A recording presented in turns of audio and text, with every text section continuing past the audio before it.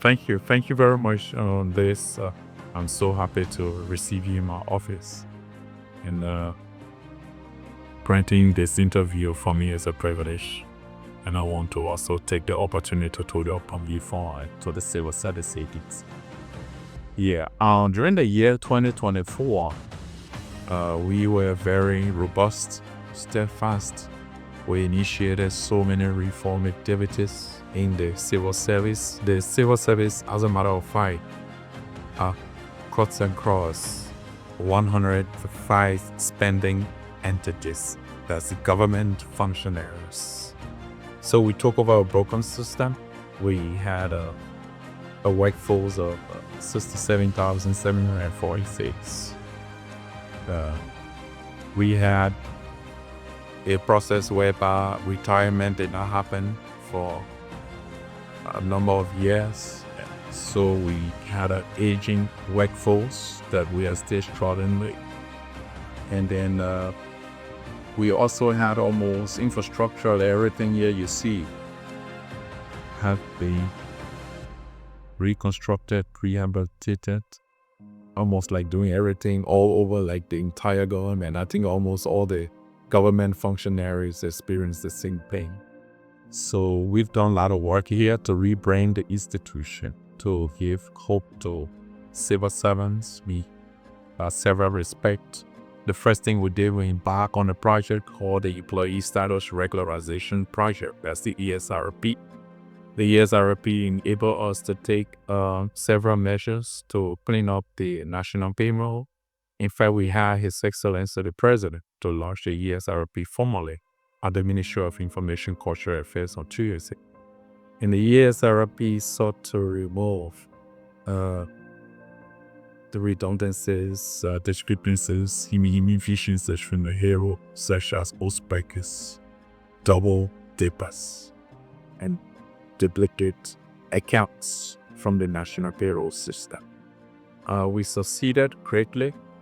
Under 9 months, we were able to move up to 7,000 fictitious names from the payroll.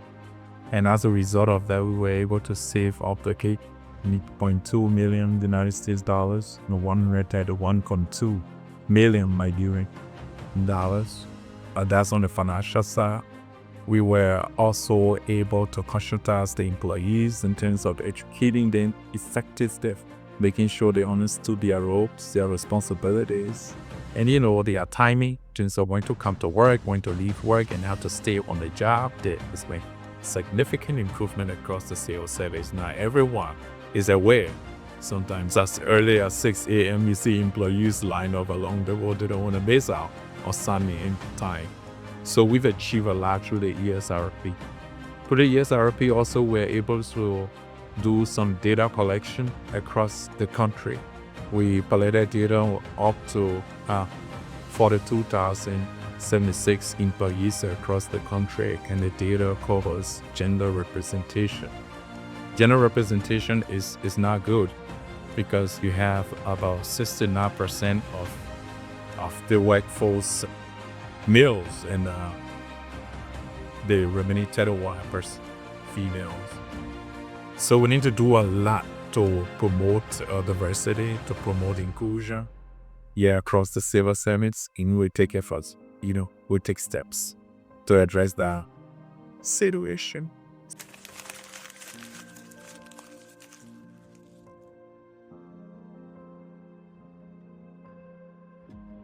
So we also set up what we call the National Civil Service Testing Center. The examination of civil servants is by law. Even before I was born, that practice was in place.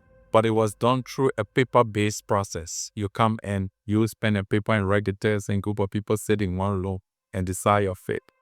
So when we took over last year, 2024, we automated the entire testing system. We have a brand new testing center. We have 3 rooms here at the CSA constituting there. We have about 27 cubicles, morning cubicles, 4x8. Another ones we have in the United States that are still cranked out, or somewhere in Europe. We got them at driver's lessons tests, and like almost 10 lineup in the place. But this one is spacious enough, brand new body. Cubicles 4x8. You can sit freely, almost the size of our desk here. And you have your computer. That's a laptop, high-speed performance laptop with all the accessories, everything you need to write your test. The test has been automated. The system is loaded. All you need to do, book online or come and book in person, and come here on the day your test is scheduled. You sit and write your test, and the system has a way of generating up to 50 questions that tilt to your test. So it's not Liz, it's not me, or somebody who's writing the questions. And then you take your test. Once you pass the test, instantly you get a result. You go to your email accounts, you pass, you get it. And once you pass, you get your automated certificate signed by the head of testing, approved by the Director General. If you fail, you get the results, and you have the opportunity to come back and retake the test in 2 months.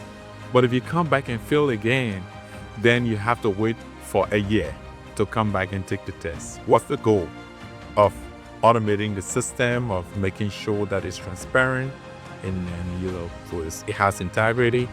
Is to ensure merit-based recruitment in the civil service. And I'll give you an example.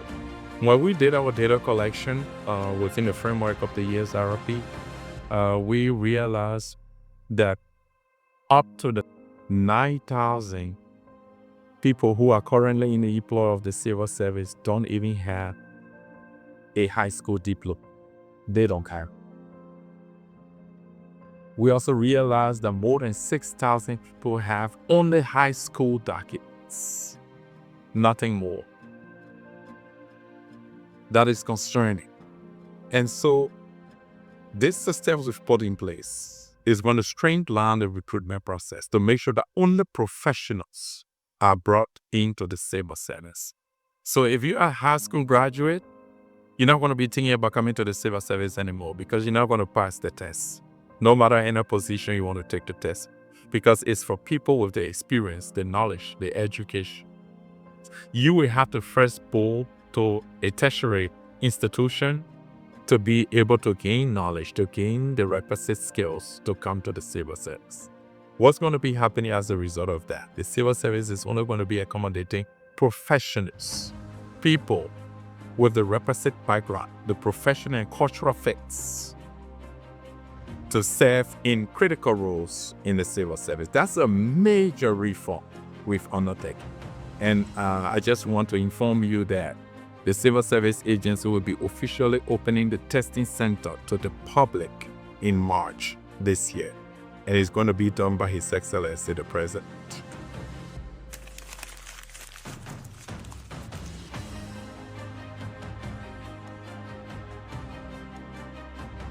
That's a fundamental step in the recruitment process. When you get a certificate, then you can apply for a job in the area of interest or that matches your background.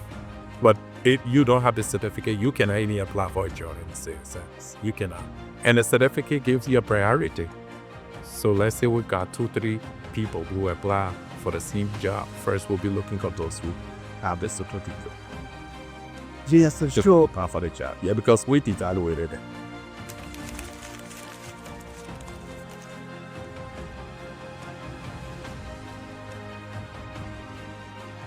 Yeah, that's critical.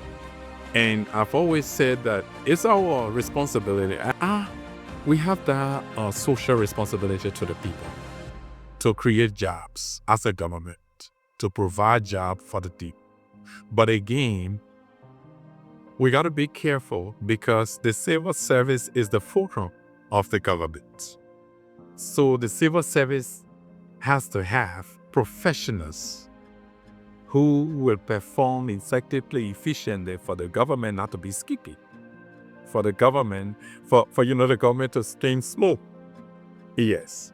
And what do I mean by that? For the government to perform effectively and become productive, to deliver on the mandate of the people. What the government needs to do is to strengthen the private sector. And the way the government can do that is to establish a strong private-public partnership so that the government can have a say in how those institutions operate. Some governments do it by subsidizing production firms, and they have a say in the employee or personnel of those institutions, have a say in pricing of the products that come out of productions. This government have to have a say. We also have a labor sector that is so large. We need to scan our labor sector to know what jobs are reserved for Liberians. We have them by law. But realistically, we need to do a survey to know whether or not Liberians are having those jobs. So the focus of the government is to make sure that jobs that are exclusively set aside for Liberians get those jobs. So the goal here is not to make government the only employment sector. No. The goal here for me as Director General of the CSA is to even make the civil service less attractive for employment operations or employment services.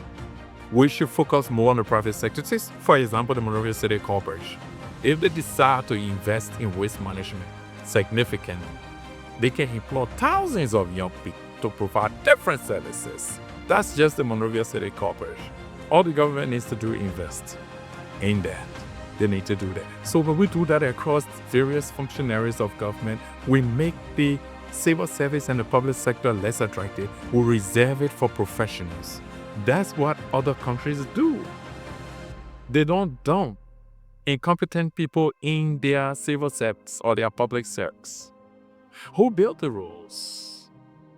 Who are the professionals in the hospitals? The doctors, the physicians. Who are they? The surgeons. They are civil servants. They are not politicians. So you have to think about improving the skills, the knowledge, the experience of civil servants so you can develop the country, you can improve all the sectors, but it's driven by a group of professional people in the service. So triple P arrangement is very important in creating jobs and building the economy.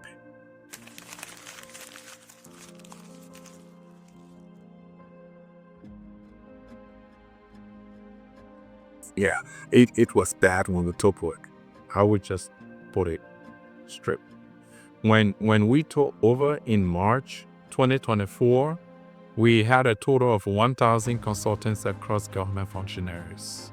And the previous administration spent $6.1 million to service those, many of them so-called consultants, some of them professional people, unprofessional, very few of them. So the first action we took was to stop it. We developed policy guidelines to govern the consultancy program of the government.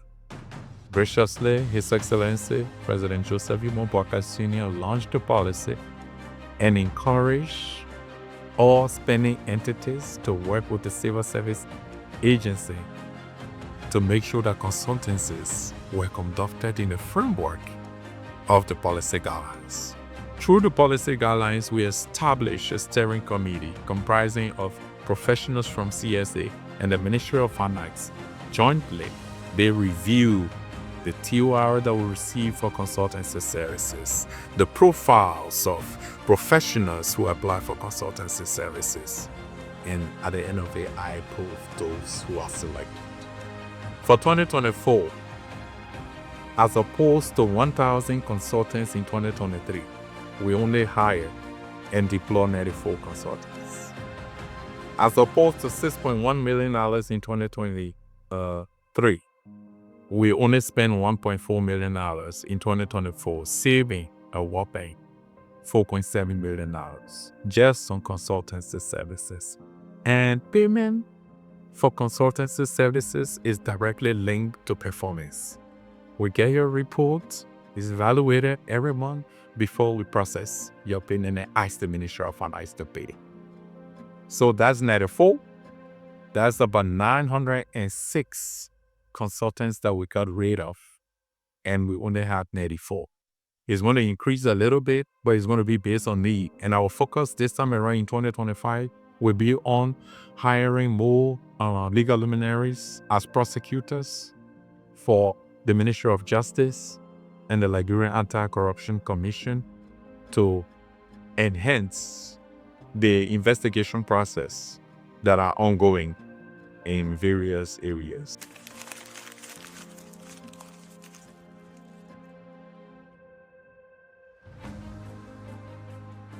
Right. Like I said initially, we've significantly removed our double dippers from the payroll. When we say double dippers, people who are on the payroll more than once. And some of them need triple dippers. Sometimes we joke about it, but it's a serious thing. One person. In fact, there was a guy when we integrated the deduplication feature into our system, into our ESRP system, and we ran the payroll through it. We identified 200 duplicate accounts. And one guy alone was on the payroll 9 times. 9 times. Yes, well, maybe we should ask one of my predecessors and others who were here. But 9 times. But that's not the only thing. The Ministry of Finance operates a mobile money unit. All right?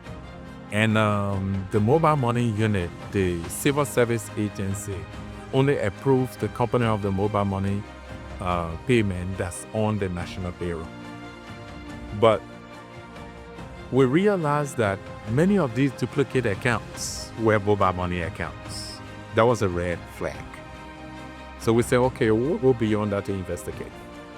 So we asked the Ministry of Justice to subpoena the mobile money statements from the 2 major GSM companies in the country, from Orange and from Lone Star, through which the government mobile money unit sitting at the Ministry of Finance pays other civil servants.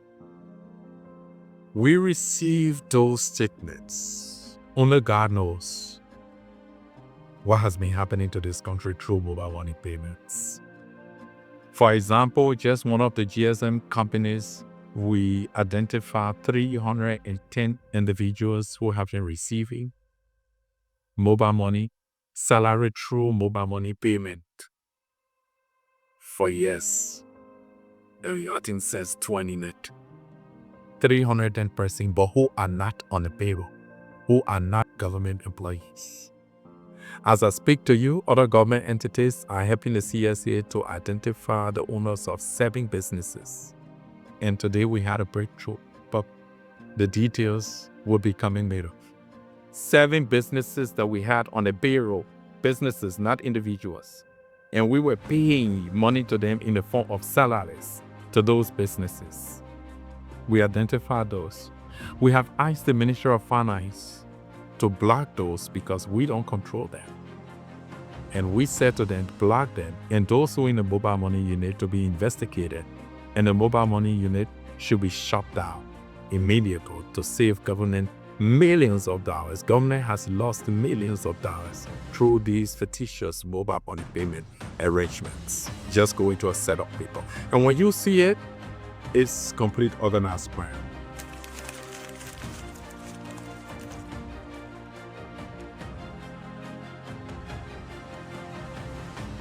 We will have a streamlined, efficient, and productive workforce. We will have a productive government. We will have a strong private sector. And the reason why we have a strong private sector is because the systems we are putting in place will discourage incompetent people from coming to the public service, and we encourage them to gain knowledge, to be able to work in the private sector. The focus will not be on the public sector anymore. I will achieve that in the next 3 to 4 days. I have a terrible TV analogy, smart people, committed and dedicated to achieving this overarching